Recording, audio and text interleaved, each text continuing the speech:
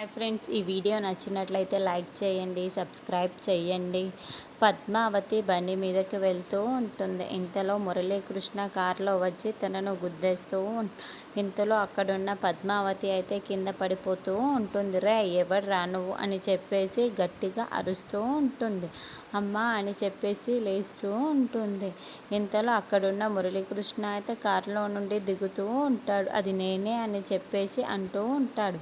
ఆ మాటలు వినగానే అక్కడున్న పద్మావతి ఒక్కసారిగా షాక్ అయిపోయి మురళీకృష్ణ వైపుకు చూస్తూ ఉంటుంది. ఇంతలో అక్కడున్న పద్మావతి అయితే నా చేతులతో 2 సార్లు తన్నులు తిన్నావు, నా భర్త చేతుల్లో ఒకసారి తన్నులు తిన్నావు, అయినా నీకు సిగ్గు రాలేదా?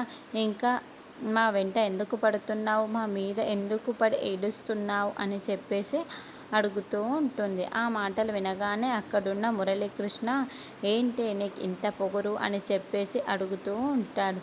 ఎవరిని చూసుకొని నీకు ఇంత పొగరు పెరుగుతుంది అని మురళీకృష్ణ అడుగుతూ ఉంటాడు. ఆ మాటలు వినగానే అక్కడున్న పద్మావతి ఎవరనుకున్నావురా, నా భర్తరా, నా భర్తను చూసి నాకు ఇంత పొగరు, నా కుటుంబాన్ని చూసుకొని నాకు ఇంత ధైర్యం, వాళ్ళందరూ నాకు సపోర్టుగా ఉన్నారు కాబట్టే నేను ఇంత బాగా తిరుగుతున్నాను అని చెప్పేసి అంటూ ఉంటుంది. ఆ మాటలు వినగానే అక్కడున్న మురళీకృష్ణ ఒక్కసారిగా షాక్ అయిపోయి పద్మావతి వైపుకు చూస్తూ ఉండిపోతాడు.